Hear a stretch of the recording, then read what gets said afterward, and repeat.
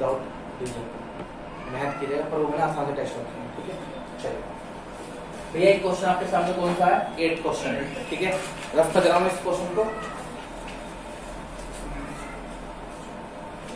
Very 8 question आपसे पूछ रहा है,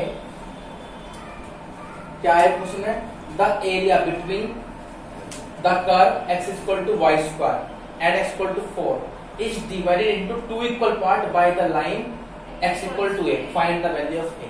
अरे लड्डू सी बात है, सोचो ध्यान से। उसने कहा आपके पास एक कर्व है जिसका नाम है y square equal to x। ठीक है, सुना मेरी बात ध्यान से। गिवन है इक्वेशन ऑफ कर्व, क्या y square equal to x। ठीक है, तो y की पावर इवन है, y का इवन है, तो सिमेट्रिक क्या होगा, x।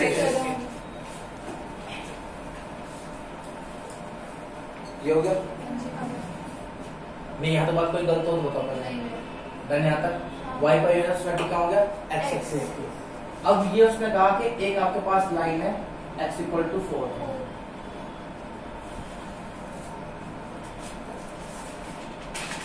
ठीक है, x इक्वल टू 4, तो ये तो पॉइंट 4 में 0 हो गया, कोई सोचने की बात नहीं ना।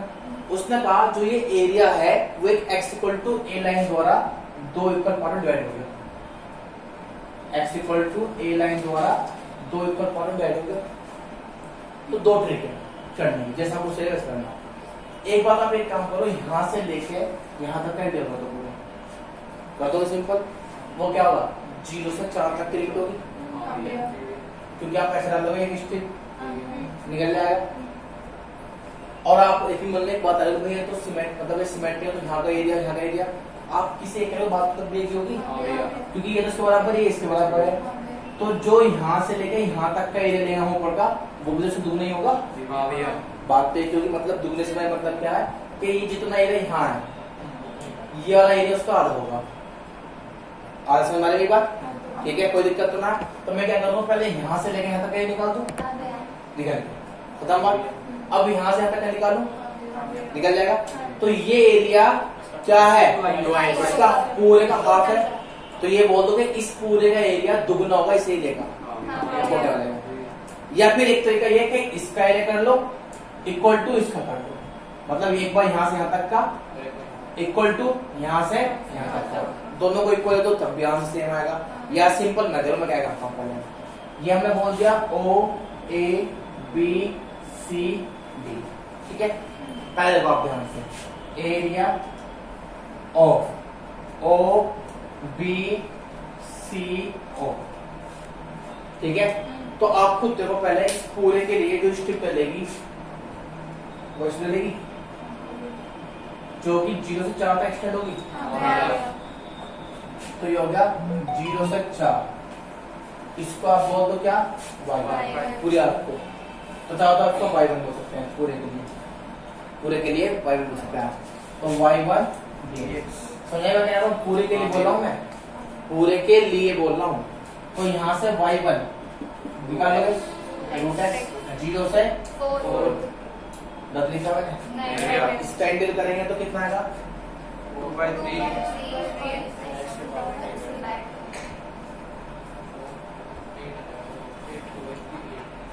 तो लिखा, इसके बाद 3/2, 1/2 + 1 3/2, नीचे भी 3/2। अब आप देखिए 2/3 तो बाहर 4 डालो, 4 भाग 3/2, उसे 2 का स्क्वायर, तो दिक्कत तो ये हो गया 16/3। ना एरिया, वे किसका एरिया, OADO, ठीक है, मेरी बात समझ आ रही, OADO। तो इसका कैसा होगा भैया, और चलो इसको बोलता हूँ y2, ये अपने स्टूडेंट डालेगा, ये 0 से कहा जाएगा a तक के लिए, x इक्वल टू 0 से x इक्वल टू y2, ये y2 क्या है, ये भी तो वही आते हैं, तो √x जो कि 0 से a की बात की जा रही है। अब यहाँ पे आप इसे क्या करेंगे, इंटीग्रल, तो यहाँ कितना होगा, x की पावर 3/2, यहाँ भी 2/3 भाग 0 से a, तो यहाँ कितना होगा 2/3 a की पावर 3/2 बता लिखा। अब अकॉर्डिंग टू क्वेश्चन हम कह सकते हैं, अकॉर्डिंग टू क्वेश्चन कहते हैं कि जो इसका एरिया है इसके हाफ के इक्वल है पूरे के, या फिर इस पूरे का एरिया इसका दुगना है। दो ही तो वर्ड होगा बोलने का आपके पास, तो आप ये बोल सकते हो कि भैया according to question area of OBCO is equal to twice of area of OABO। मैंने गलत लिखा? तो इसका टोटल एरिया कितना आ गया? इसका 8 हो गया। जब मैं डाल दूंगा तो हो जाएगा ऊपर जाएगा 2/3 पावर की उल्टी, तो यहाँ से a इज इक्वल टू हो जाएगा 8 की पावर 2/3।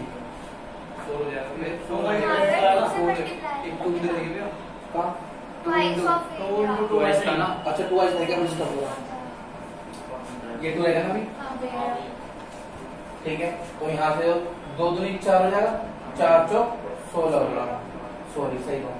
तो 4 की पावर 2/3, तो 4 का इसका तो 16 क्यूबिक रूट, उसे तरह 2 इंटू 2 इंटू 2 इंटू 2, तो 16 उस तरह 2 इंटू 2 इंटू 2 इंटू 2, 4 बार होगा और 3 का पेयर बाहर निकल जाएगा। तो 2 इंटू 2 की पावर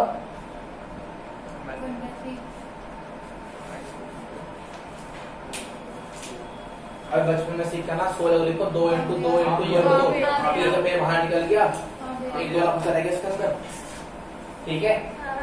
या आप इसका एरिया इसके एरिया इक्वल कर दो यहाँ से, तो आपको यहाँ एरिया करना पड़ेगा a से 4 के लिए निकलना, ठीक है। ऐसे भी आप कर सकते हो, कोई दिक्कत नहीं है। स्वामी विवेकानंद क्वेश्चन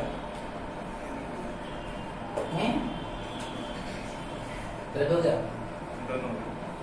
ये शाबाश, बिना बात बताए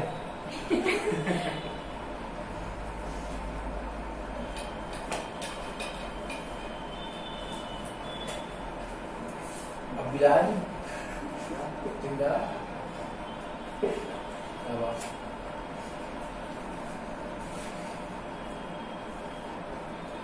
कौन जिंदा पावर पावर हाउस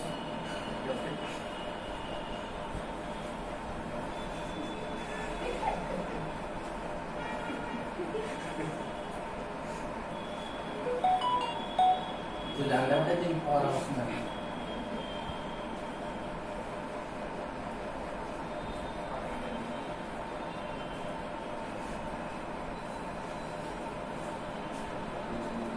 अगर तो कुछ फायदा हुआ पावर हाउस में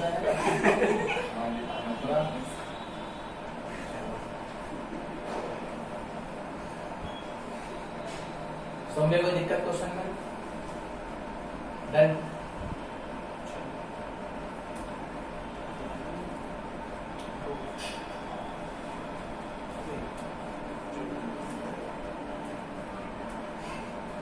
जो आपके टेस्ट होंगे वो रिड्यूस सिलेबस से होंगे, ठीक है ना। तो ये हमने पढ़ाना स्टार्ट दिया चाहे तो उसकी कारण है रिड्यूस सिलेबस है, ठीक है।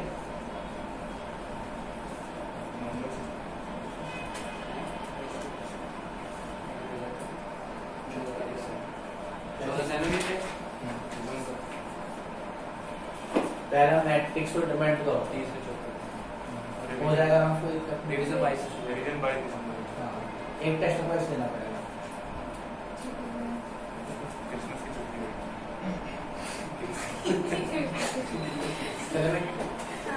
संभालना पड़ेगा, ऐसी बात है। रख कर दो। अच्छा बताइए मुझे एक बार 9 क्वेश्चन लाना क्या y मोड एक्स वाला है, मेरा उसमें क्या होती लाइन होती है प्लस एक्स और माइनस एक्स, है ना। ये इंपॉर्टेंट क्वेश्चन ध्यान रखना उस चीज के बारे में, ठीक है। बात ध्यान है हो जाएगा ना क्वेश्चन आराम से, कोई दिक्कत है ना? हाँ बड़े शाबाश करके। अब और कुछ नेक्स्ट इसके अंदर डन 100% क्लियर है। देख लो कोई भी डाउट है 1% में, कोई डाउट हो तो बताना मुझे, नो डाउट। चलिए अब इसमें टॉपिक है एरिया ऑफ ट्रायंगल, ठीक है, बाय जोइंग द 3 पॉइंट्स या नॉन कोलिनियर पॉइंट्स। मतलब कि वैसे है तो टॉपिक को नेक्स्ट एक्सरसाइज दे रखा आपके सामने, पर लेकिन मेरे हिसाब से इसमें अच्छे लाइन का अंदर, ठीक है। तो 3 लाइन के ज्वाइनिंग है, तो वो क्वेश्चन आपके यहाँ पे बुक में 4 क्वेश्चन है। एक तो आपके पास 8.2 का एग्जांपल में और एक 8.2 का है। जैसे क्या बोला था मैं 8.2 एग्जांपल नंबर 9 देखिए एक बार, क्वेश्चन नंबर 4 देखिए, ठीक है। और इसके अलावा आप आइए ना एक बार, हाँ, क्वेश्चन नंबर 30 मिसलिनियस का 40, ये 4 क्वेश्चन है इसके ऊपर, टॉपिक के ऊपर, ठीक है। चारों करने आपको होमवर्क से। अब करने कैसे है देखो अपना ध्यान से। तो डाल लीजिए heading area of triangle bye joining the 3 non collinear points. जो उसने वो ग्रुप पर डाला तो निकाल लेंगे क्वेश्चन, ट्रेस से पढ़ रही है।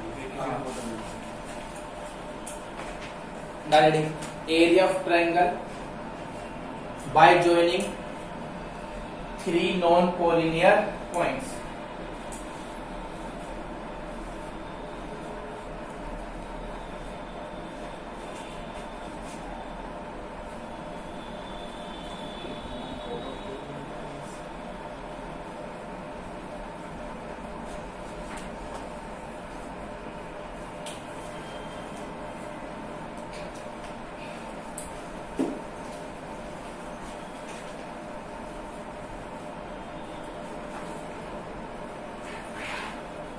पहले समझ लो आराम से, ठीक है, फिर देखना। जैसा मतलब मान लो आपके पास कोऑर्डिनेट्स है, ठीक है, कोई पॉइंट सकता है मुझे नहीं पता। जैसे मान लो आपके पास एक पॉइंट है, यह 1,0, ठीक है। एक पॉइंट मान लो यहाँ पे, ये आपके पास है 3,4। एक पॉइंट मान लो आप यहाँ पे 4,1। कोई दिक्कत होना तो तेरा पॉइंट ही ऐसे। अब मान लो मैं आपसे कहूँ मुझे इनका एरिया निकालना, तो इनसे एक शेप बने, क्लोज शेप। क्या बनेगी इनसे? क्लोज शेप, ठीक है। वैसे मैं सुबह जो कराया था उसमें लिखा था 2,3 या 3,1 लिखा था, ठीक है। 2,3 और 3,1 लिखा था। वो तो कोई दिक्कत ना, पॉइंट तो पूछ सकते हैं, इससे क्या फर्क पड़ रहा है, कहीं भी कुछ भी हो तो ठीक है। अब आप देखो ध्यान से, मैं इसको ज्वाइन कराऊंगा, ये बनेगा, एक ये बनेगा, एक ये बनेगा। अब लेकिन ये निकलेगा कैसे एरिया इसका? क्लोज शेप तो बन गई। अब इसके ऊपर 2 तरह क्वेश्चन है, जब पॉइंट दे रखे हैं और जब लाइन दे रखी है। पॉइंट देखे तो आसान बात है, कैसे? सोचो पहले, जब आपके पास ये पॉइंट है तो आपके पास शेप बन गई A B C। पहले मैं क्या करूंगा, A B लाइन के लिए ये इतना कवर कर लेंगे, फिर आप क्या करेंगे B C लाइन, वो इतना कवर कर लेंगे।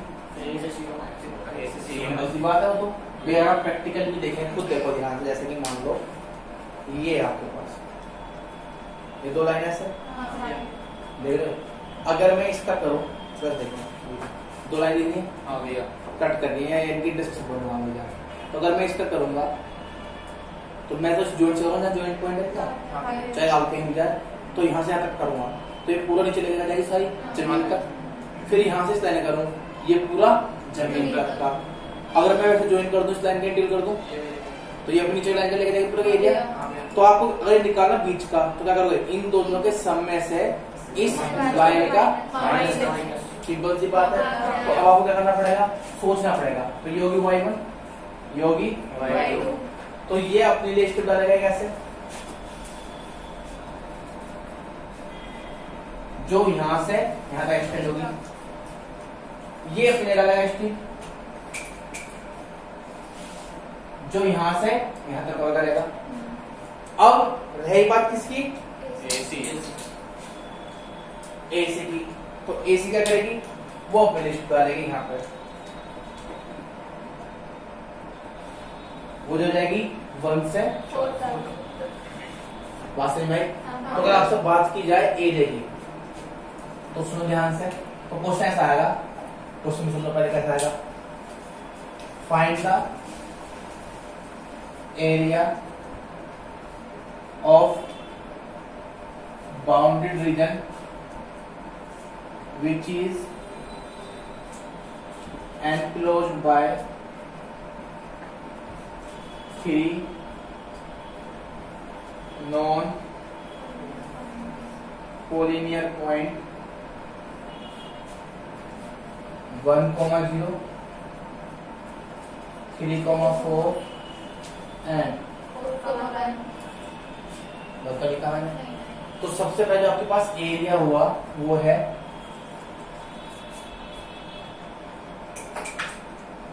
इस ए बी सी ए। और वो डिफाइन कैसे है?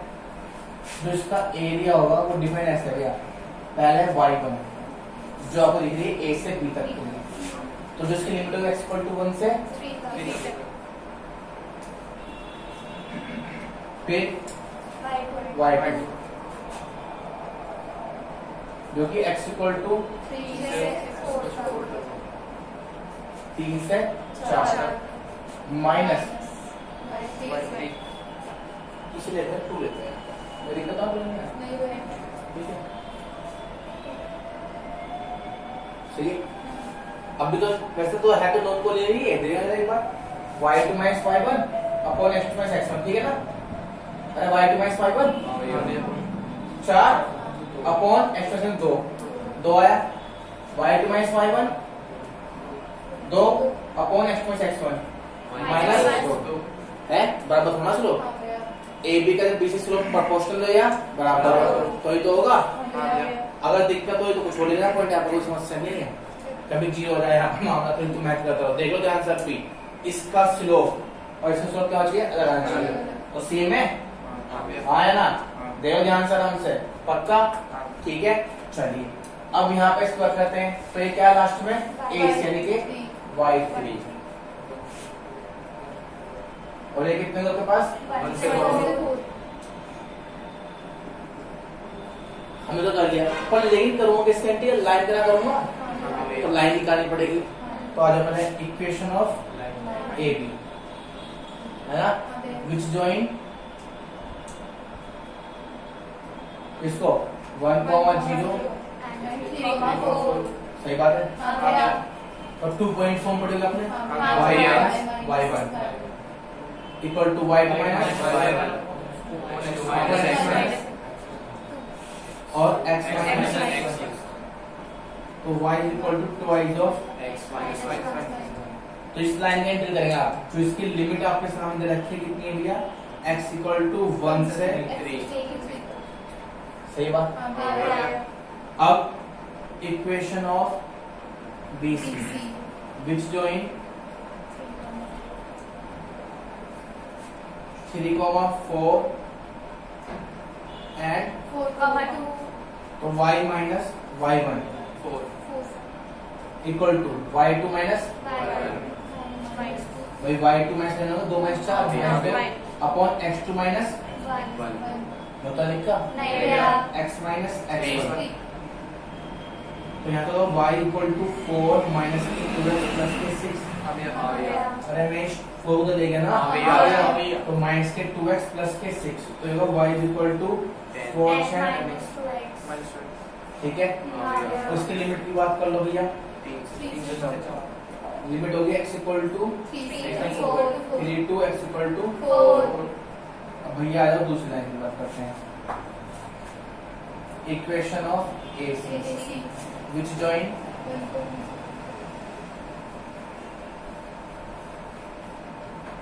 1, 0 and तो y minus y1, y2 minus x2 minus और x minus बता लिखा। अरे y minus y1 हो गया is equal to y2 minus y1 upon x2 minus x1 और x minus x2। तो y इज इक्वल टू 2/3 बता लिखा। इसकी लिमिट कितनी रहेगी हमारे पास,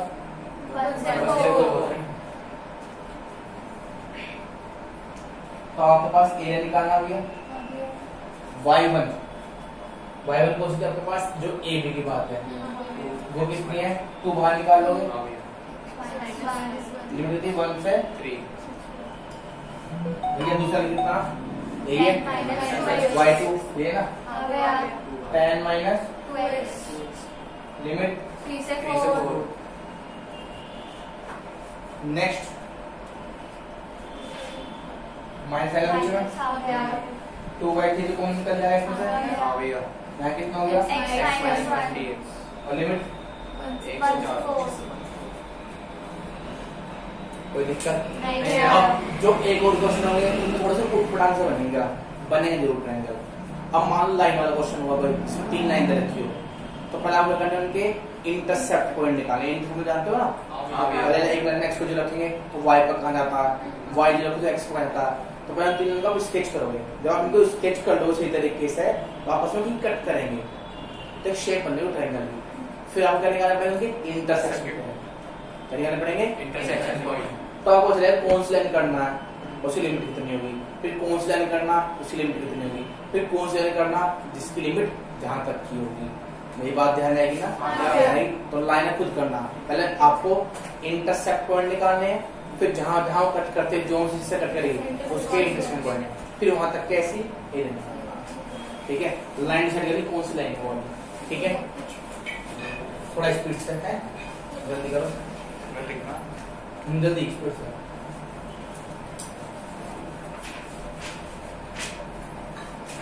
मजा तो क्या बता ना करते फोटो से करते हैं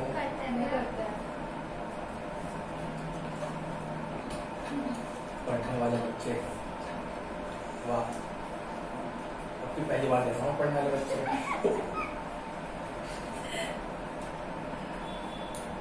ये हंसा बहुत है कि ये ना भी देखेगी सर्दी में नहीं निकलेंगे भैया देख लेंगे हम, नहीं है हाँ तो बता मेरे पास निकले 32 दाम निकले, इधर नहीं एक बार बुला के बैठे हैं। हाँ। ठीक है, ये बैठ सारी भैया मैं यहीं पे थी नहीं थी, हाँ अब क्यों उस बात पे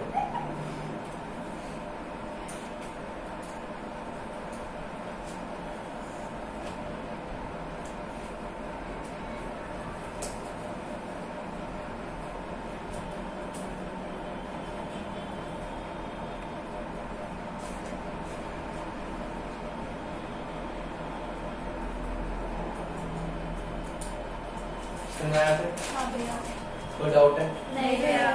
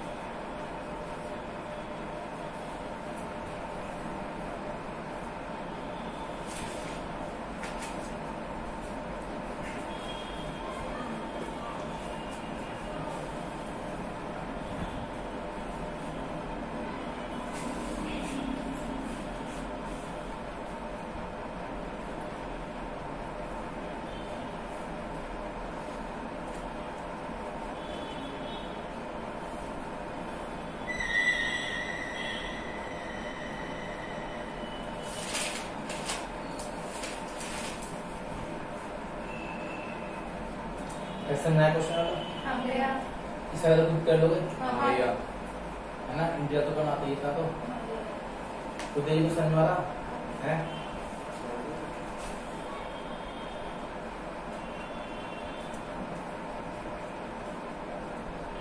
कमेंट में दिक्कत है कुछ, मैं लास्ट में 2 दिन शुरुआत क्लियर है, शुरुआत क्लियर है कुछ हिंदी का क्लियर तो लास्ट में वो करने की कोई दिक्कत कहाँ से आ रही, शुरुआत क्लियर है जी?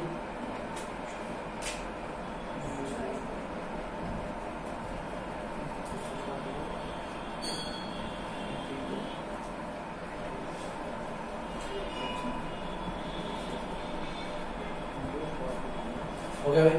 नहीं भैया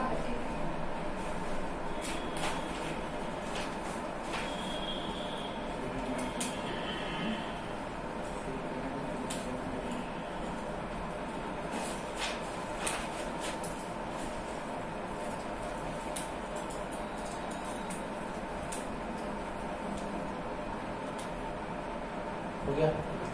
एक क्वेश्चन है तो बस लाइन और कर्व का ही है और एक दूसरे रखा है ना कहाँ पे 8.2 में।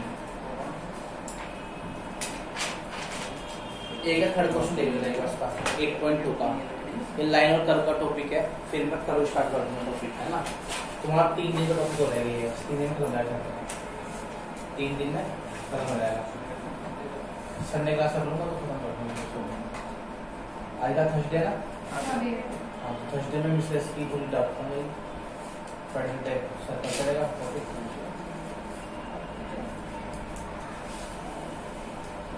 डन। चलिए एक क्वेश्चन देखिए, लास्ट है, उसका थोड़ा सा आपको बात कर लेंगे। ये आपका है 8.2 का थर्ड क्वेश्चन। कौन सा? ये टॉपिक है लाइन और कर्व का ही, पर इसने यहाँ पर डाला था कर्व एंड कर्व के अंदर, इसलिए बताना है क्वेश्चन ये, ठीक है। चलिए रफ कर दो है।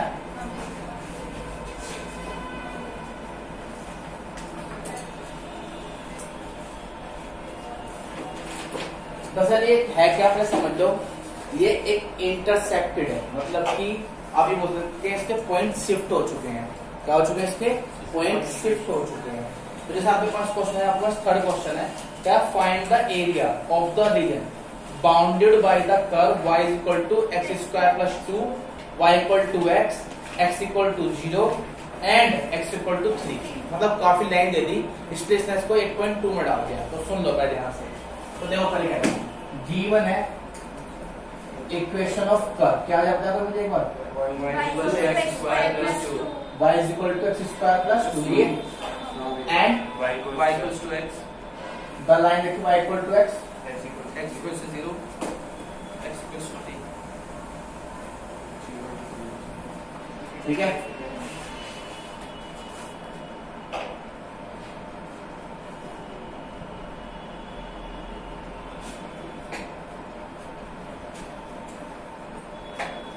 ठीक है, आपको देखो सबसे पहले, आप बस ये कि हम लोग डर पड़ जाते हैं, हमने पढ़ा तो कुछ होता नहीं बेसिक। मैं तुम्हें बता दूं, मैं पैराबोला की होती है,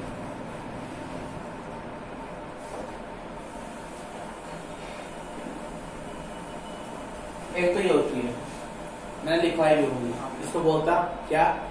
पॉइंट शिफ्टिंग। यानी कि देखो अगर आप देखते हैं तो यहाँ पे के शिफ्ट हो चुका है y पर, यानी y से k ऊंचाई पर ऊपर बनेगा।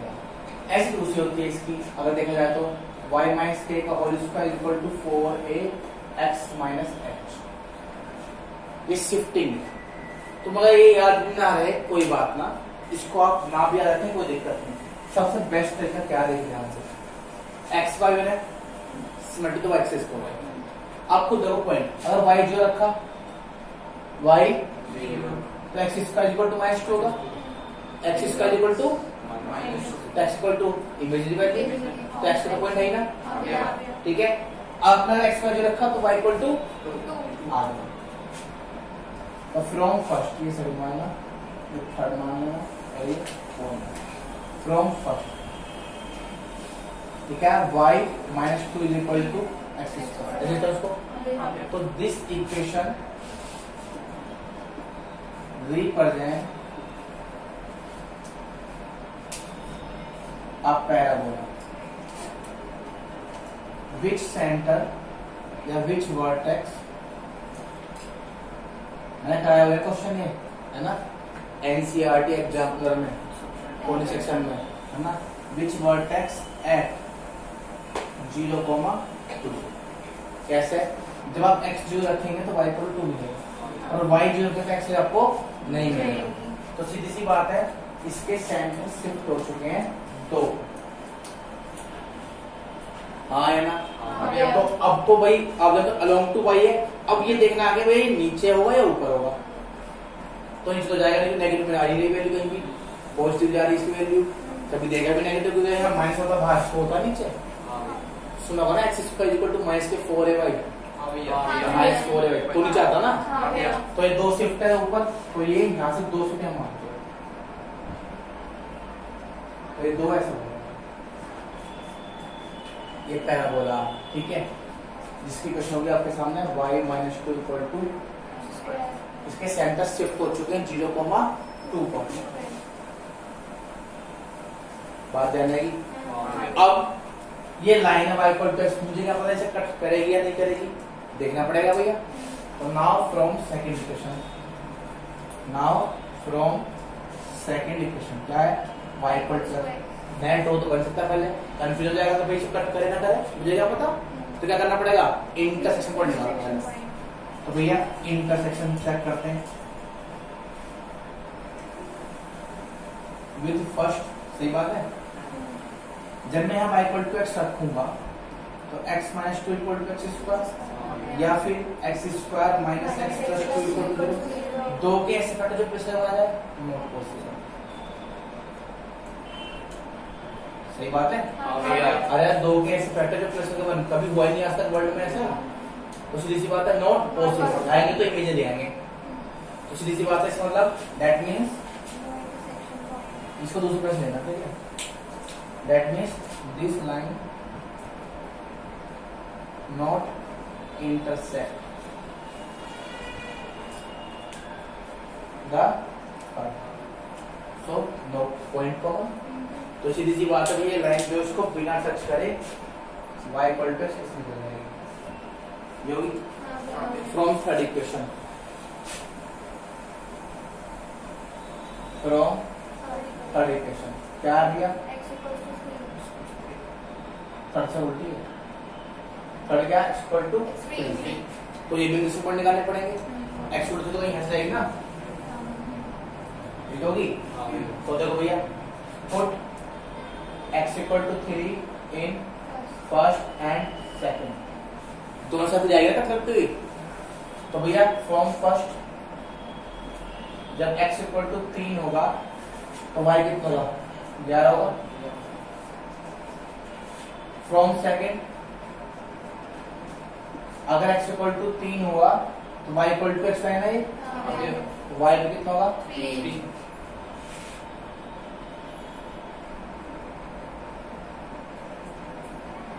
x इक्वल टू 3 है, तो ये पॉइंट तो आपके पास हुआ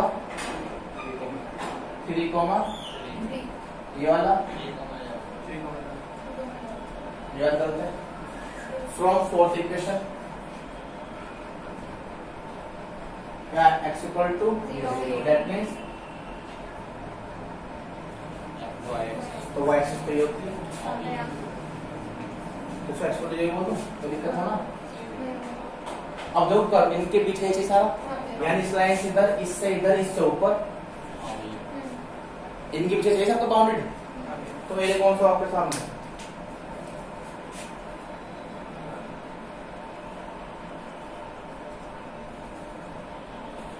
तो फिर दिक्कत ना कुछ नहीं, मुझे करना पहले इस आर्क का करना मैं जाऊंगा जो कि 0 से 3 तक जाएगा, बुद्धि तो बात है। बेस स्टेप डाल रहा पहले टच से, तो जो 3 तक हो गया है आर्क को लेगा यहाँ तक, माइनस क्या कर दूं लाइन का 0 से 2, ये भी कहाँ जा रही है 0 से 3, खत्म बात। तो जो इसका एरिया होगा कुछ इस तरीके से होगा, थोड़ा सा कैसे निकल जाएगा, है ना, O A B C D, ठीक है। जो रिक्वायर्ड एरिया होगा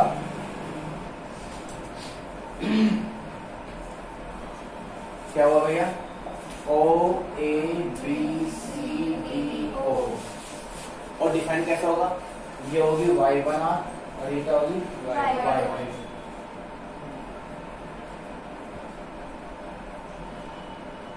ठीक है। तो कैसे, पहले y1 कंटिन्यू यानी आर्क का वो जा रही है x इक्वल टू 0 से माइनस लाइन का कौन सा है y2 बोल इसको है अभी, जो कि 0 से तो लिखा y1 क्या रिप्रेजेंट कर रहा है, तो ये होगा x स्क्वायर प्लस जो कि 0 से 3 माइनस y2 क्या है लाइन, y इक्वल टू 0 से 3,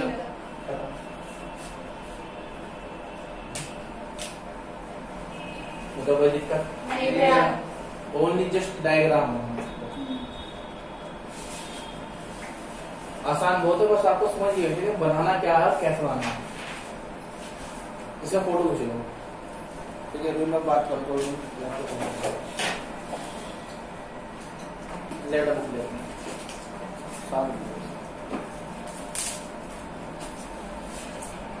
देखो, मैंने आपको समझ दिया इसका ऑलमोस्ट, मतलब समझा तो देखिए मेरी बात समझ ध्यान से। मैंने 5 लेक्चर से आपको बता दी, ठीक है। बिल्कुल डालूंगा तो ही देखो, सबसे पहली बात तो ये है कि जो अब तक मन में ये डाउट था कि हमारा सिलेबस होगा या नहीं होगा, बहुत डाउट तो आपके मन में ही था ना। देखो भैया, आपका सिलेबस 22 दिसंबर तक खत्म हो जाएगा, बल्कि 20 से 21 तक हो जाएगा। 22 दिसंबर से आपका रिविजन बैच स्टार्ट है, ठीक है। बैच बनेंगे दो, पहले आपकी में मतलब बैच 2 टाइप के बनेंगे, एक बेसिक एक एडवांस, क्योंकि ये जरूरी है। क्योंकि दरअसल क्या होता है, जब हम बेसिक पढ़ाते हैं तो बच्चे बोर होते हैं एडवांस वाले के, मुझे तो आती है सब चीज, तो उन्होंने कुछ आगे ले चलो भाई, सीधी सी बात है। और जिसको एडवांस नहीं झेल पाता उसे चाहिए पहले भी मुझे पास करा दो, तो हमें 2 तक को सोचना पड़ता है, मुझे अपना रिजल्ट बनाना है। तो बेसिक भी है एडवांस भी है, और ऐसा नहीं है कि बेसिक में पढ़ के 90 नंबर आते हैं, पेपर एनसीईआरटी का था तो अब पूरा 90 नंबर एनसीईआरटी का, मतलब कि 90% या 100%, आपको बता दूं मैं ऑलमोस्ट 80% आता है एनसीईआरटी, ये सच्चाई है। 80 ज्यादा सही से तो अगर में 80 से थोड़ा कम या 80 से 80% एनसीईआरटी, 15% आता है एग्जाम्पल या 20% एग्जाम्पल। तो जो 90 से ऊपर तय कर जाते हैं, 80 प्लस की तय कर जाते हैं, उन्हें यह है कि मुझे एनसीईआरटी तो आती है, या एनसीईआरटी में मुझे 70% हिस्सा एक दिन का डाउट करूंगा तो मैं अपना एनसीईआरटी कर लूंगा, तो वो करें एडवांस बैच जो है, क्या करें, बिल्कुल स्पष्ट शब्दों में कह रहा हूं। क्योंकि उसमें क्या होगा, एक दिन तो आपको पता होगा एनसीईआरटी, एक दिन या 2 दिन, उसके बाद मैं क्या करूंगा आपके सामने फिर एग्जाम्पल उठा लूंगा और सैंपल पेपर, एक एक क्वेश्चन कराऊंगा एग्जाम्पल का भी और सैंपल पेपर का, ये छोटी मेरी एक एक क्वेश्चन, और साथ में वर्कशीट आप खुद करनी है, वर्कशीट आपके ऊपर डिस्कस नहीं हो, खुद करनी है आपको, डाउट होगा मुझसे आप पूछ लेंगे, ठीक है। पेपर के क्वेश्चन अपना पाई जाएंगे, उसके वजह से सैंपल पेपर कराऊंगा मैं, तो मैं अब ये कहूंगा भाई पेपर भी कराऊंगा, वो सब सैंपल पेपर में काउंट है। तो आपका मेन फोकस होगा एनसीईआरटी, वो खुद से 2 दिन में बताऊंगा doubt, NCERT exemplar plus sample paper का एक एक क्वेश्चन, जिससे कि आपकी प्रैक्टिस और आपकी गलती ना के बराबर हो जाए। तो दैट मीन्स 80 से अबव तैयारी के लिए, तो 80 पहले बनना तो सही, 80 लाने लायक तो एडवांस आ जाओ, ठीक है। एक है बेसिक, उसमें क्या है, बच्चों को ये लगता है जिसके भाई 40 नंबर है 50 नंबर है, वो 80 प्लस लाए, 80 तक तो आए कम से कम, उसके लिए बेसिक वो क्या करेगा, एनसीईआरटी ज्वाइन करे, उसमें मैं आपको वर्कशीट कराऊंगा, उसमें क्या होगा, मैं एक्स्ट्रा क्वेश्चन डाल दूंगा, सैंपल पेपर पूरा सोल्व नहीं करा पाऊंगा, जब एनसीईआरटी कराऊंगा तो फिर कब मैं करा दूंगा, 1 हफ्ता टाइम मिलता है चैप्टर का, सही बात है ना। तो इसीलिए उसमें एनसीईआरटी और कुछ बस एक्स्ट्रा क्वेश्चन उसकी वर्कशीट वहां पे सोल्व करा दूंगा, मेरी बात ध्यान रहेगी। अब आते हैं आपके पास टेस्ट सीरीज की, तो अब टेस्ट सीरीज आपकी स्टार्ट होती है 14 दिसंबर से, 14 दिसंबर, और खत्म होती है आपके पास वो 1 फरवरी को, उसका एक्स्ट्रा टेस्ट है। तो पहले सुन लो कैसे, 14 दिसंबर को आपका मैट्रिक्स का और डिटरमिनेंट का रिड्यूस सिलेबस का, तो मैट्रिक्स में टोटल हट चुका इनवर्स, उसमें 4 पॉइंट हट चुकी है प्रॉपर्टी, और 4.6 भी हट गई है, हट गई, कुछ इतना खास नहीं है। तो रिवीजन फिर भी 1 आध दिन देखो निकालने का, अदरवाइज आप देंगे अपना ऐसी, मैं शॉर्टली कराऊंगा पहले रिवीजन, क्योंकि मैं इसलिए बाद में 1 हफ्ता बाद में रखा है, छोड़ा कुछ नहीं है, तो इसलिए बस टाइम को यूटिलाइज करने के लिए मैंने टेस्ट सीरीज ज्वाइन, जिससे बाद में मुझे बर्डन ना पड़े, बहुत दिमाग लगाने के बाद ये मैंने डिसाइड करा। तो 14 का मैट्रिक्स का, फिर 21 तारीख का 10 और 11 यानी कि वेक्टर 3D, मान लो 1% मैंने क्या रखा 21, सिलेबस तो बीच खत्म हो रहा, तो 21 रिवीजन कैसा होगा फिर, तो वो आपका वेक्टर 3D उसी समय खत्म हुआ होगा, वेक्टर 3D खत्म हुआ होगा उस समय आपको आता होगा, उसमें चाहे मैं 1 दिन का आपको बता दूंगा डाउट, या 2 दिन का दे दूंगा समय बीच में, तो बेस्ट हो जाएगा। करा हुआ है 2 दिन एक बार देने के बाद हो जाएगा। अब देखो भैया मैं बाद में इसका होगा, बाद में 1 हफ्ते इसके लिए भी रखा हुआ है, मैंने रखा हुआ है इसका भी, बस ये मुझे टाइम यूटिलाइज करना था, फिर टेस्ट भी पेंडिंग हो जाती तो फरवरी में पूछ जाती आगे, मुझे ये फरवरी के स्टार्टिंग में खत्म करनी थी, इसलिए मैंने यहाँ रखा, यूटिलाइज करना सिखा रहा हूँ आपको कैसे कर रखा मैंने। तो ये वेक्टर 3D 21 तारीख को है, ठीक है, ये आपको उस समय हुआ होगा तो आपको कोई दिक्कत नहीं है। फिर 28 तारीख को है एलपीपी और प्रोबेबिलिटी। अब एलपी प्रोबेबिलिटी को रखा क्योंकि मेरा 5 वाला बैच है लेट, और एलपी प्रोबेबिलिटी आप बिल्कुल 17-18 को पढ़े खत्म करोगे, वो भी तुम्हें आती है, वो एक हफ्ते का रिवीजन मिल गया तो बेस्ट। अगर मेरे परसेंट 22 तारीख में कोई दिक्कत होगी, भगवान तो ना कहे तो हो गया, मैं कुछ दिक्कत होगी नहीं करा पाया, 24 तारीख तक खत्म हो गया, 25 तक खत्म हो गया, तो भी मैं 2 दिन अगर रिवीजन कराऊंगा तो तुम्हारी प्रोबेबिलिटी रेट भी खत्म करा दूंगा आराम से। तो मैंने अपना प्लस पॉइंट है, तुम्हारा नेगेटिव कहीं का छोड़ा ही नहीं, 0% आ रहा है, तुम्हें कोई दिक्कत ना हो रिवीजन कराने में। पहला 1 2 3 कर देते हो, टाइम ना मिले, फिर आप दुखी हो गए भैया हम कैसे टेस्ट दे, पैसे भी दिए 1200 रुपए, हमें क्या बेनिफिट हुआ। तो एलपी की प्रोबेबिलिटी आप उस समय बिल्कुल खत्म करके हटे ही होगे। अगर मैं 2 या 3 दिन दे दूं रिवीजन के लिए तब भी हो जाएगा, बाद में उसके लिए एक हफ्ता रखा हुआ मैंने, कैसे दिखाऊंगा अभी। तो आपका 28 हो गया एलपी प्रोबेबिलिटी। अब मेरा बैलेंस बन गया, मेरे हाथ में आ गया, अब मैं अपने हिसाब से एक हफ्ता दूंगा। कैसे? इसके बाद 4 तारीख को है, एक हफ्ते बाद आपका टेस्ट हर मंडे को होगा, एवरी मंडे क्योंकि संडे साथ गौरव ले लेगा, सैटरडे लेगा, सचिन लेगा। तो तुम्हारे तैयारी लग जाएंगे, शनिवार का तैयारी कर दोगे पहले, संडे में आप गौरव कर लेते हो भैया रात को बैठे शनिवार को पड़ गए, और मंडे संडे खा जाएगा फिर आपका पूरे दिन, मंडे का टेस्ट हो जाएगा। और दूसरी बात, टेस्ट में जोर मत मारना कि तुम दूसरी छुट्टी मार के वह कल उनका टेस्ट है, नंबर है कुछ नहीं। टेस्ट में आपको बस अपना देखना जितना तुमने पढ़ा है वो तुम्हें आता है नहीं आता, तो टेस्ट में अटेम्प्ट करना सारा, प्रेशर नहीं है। बच्चे कहते हैं वहां दूसरी छुट्टी मान ली उसको टेस्ट देने के बाद, ये कथा बनती है, सबके टेस्ट दो। तो उसका 4 तारीख को आपको होगा रिलेशन फंक्शन का, आराम से एक हफ्ते के अंदर। फिर 3 बटे मोटो पे घट चुका है, मुझे बस मैथ करनी फर्स्ट चैप्टर में, 3 बटे पे थोड़ी करनी है, आराम से एक हफ्ते में हो जाएगा। और मैंने एग्जाम्पल ऑलमोस्ट कर रखी है, शुरू बहुत अच्छे से पढ़ा था, ठीक है। फिर 7 दिन बाद 11 तारीख को चैप्टर 5 कंटीन्यूटी एंड डिफरेंशिएबिलिटी, 7 दिन हो जाएगा आराम से। हमने कर रखी है एग्जाम्पल कर रखी है, ठीक है जी। फिर 18 को 7 दिन बाद चैप्टर 6 आपको ऑलमोस्ट सभी को आता है मोस्टली, बस उसकी मैक्सिमम में दिक्कत है हल्की सी, वो 7 दिन में नहीं हो पाएगा मुझसे, आराम से बड़े प्यार से करा दूंगा विद एग्जाम्पलर भी, ठीक है, कोई दिक्कत नहीं आ गया आपके पास। 25 को 28 7 दिन बाद इंट्रेक्शन का बहुत चाहता है, आपको रिवीजन करना, मुझे तो एग्जाम्पल करनी है, 3 दिन लगेगा, 2 या 3 दिन, 3 दिन में कुछ नहीं ना, और सैंपल में आपको आराम से करा दूंगा सारा। तो 7 दिन का पूरा अच्छे से बैकअप लेकर मैंने करा दिया। फिर 7 दिन बाद 8 और 9, 8 का 6 नंबर का आता है, उसका पेपर क्या बनाऊंगा अलग, तो इसका इतना कोई टॉपिक भी नहीं है, 7 दिन में आराम से कंप्लीट हो जाएगा, क्योंकि 3 दिन या 2 दिन ये लेगा, 3 दिन या 2 दिन वो लेगी आपके पास 9 वाली चैप्टर, ठीक है, रिवीजन में उसमें कोई इतना खास नहीं होगा, 7 दिन में आराम से हो जाएगा विद एग्जाम्पलर, ठीक है। थोड़ा सा हल्का थोड़ा बोझ पड़ेगा पर, लेकिन उस टाइम तक आप मजबूत हो चुके होंगे माइंड से भी और दिमाग के साथ साथ अपने पढ़ने से, क्योंकि जब पढ़ते रहते हैं तो अपना माइंड स्पीड तेज होने लगती है तब तक, तो आप बस देख लोगे तब भी चलेगा, क्योंकि ये लास्ट का टॉपिक है। बाद में आपके पास 25 को हो गया, अब मेरा हो गया 25 का कौन सा हो गया 1 तारीख को 8 और 9 आपकी टेस्ट सीरीज खत्म, 1 तारीख खत्म होगी। अब आ रहा देखो 1 के 7 दिन बाद 1 to 4 चैप्टर टेस्ट 8 तारीख को, 1 2 में क्या रिवीजन, 3rd 4 में दिक्कत हो रही थी ना, क्योंकि वो एकदम होगी थी, इसलिए 7 दिन रखें दोबारा, 7 दिन दोबारा रखें, जिससे क्या 1 to 4 का एक बार दोबारा से रिवीजन कर सकें। तो 1 सेकंड हम जल्दी कर लें, 2 दिन में 3 दिन में 3-4 दिन हम 3rd और 4th आराम से, तो यूटिलाइज आराम से हो गया, कोई दिक्कत नहीं है 4th चैप्टर में, जो आपका बैच छूटा तो वो भी हो गया। फिर 15 तारीख को 7 दिन बाद 5 10 कैलकुलस का आराम 7 दिन दिए, थोड़ा बड़ा टॉपिक है तो 7 दिन दोबारा दिए, जब किसी सभी टॉपिक हमने रिवीजन से कर लिया अच्छे तरीके से, फिर भी 7 दिन क्योंकि बड़ा टॉपिक है। फिर 7 दिन बाद दोबारा है 22 तारीख को है, किसका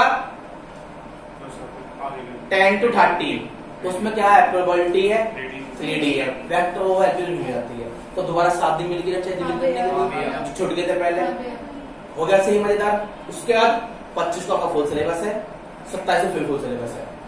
इसके अलावा अगर पेपर पीछे हटते हैं मार्च में 10-15 दिन पीछे हटेंगे तो 15 दिन में आपको अलग से बनाऊंगा, वैसे बनाऊंगा तो आपका बैच इनमें कैसे जो ये आपके बनते हैं एक हफ्ते बाद जो टेस्ट बने वहां पे मैं बैच अलग कर दूंगा, 15 बच्चे अपने अलग निकाल दूंगा, बाकी बच्चे अलग कर दूंगा, 2 बैच कर दूंगा। उसके बाद 1 तारीख के बाद 1 फरवरी के बाद 2 बैच बन जाएंगे, 4 नहीं रहेंगे, 2 बनेंगे बस, एक अपने बच्चों का जो मैं निकालूंगा 15 से 20 के बीच में, बाकी एक अलग बच्चों का, क्योंकि मैं देख लूँ कौन कितने अच्छे लेवल पे है, जिसने टेस्ट अटेम्प्ट किया मतलब उसका कॉन्फिडेंस अच्छा है, उसे अलग तय करा दूंगा, बाकी उन बच्चों को इस तरह से गाइडेंस करूंगा वो अपना अच्छे से स्कोर कर सकें, यानी कि दोबारा रिवीजन 7 से 21 दिन हो गए, 2 दिन एक चैप्टर में दूंगा तो 26 होते हैं, आराम से क्या निकालो एक बार और रिवीजन हो जाएगा, तो देखो आपका 30 रिवीजन चल रहा होगा, एक बार हो गया, अब एक बार टेस्टिंग होगा सिंपल वैसे, फिर तीसरी बार ये हो जाएगा, 3 बार होगा रिवीजन, फुल सिलेबस फिर तुम करोगे 4-5 हो जाएगा अपना।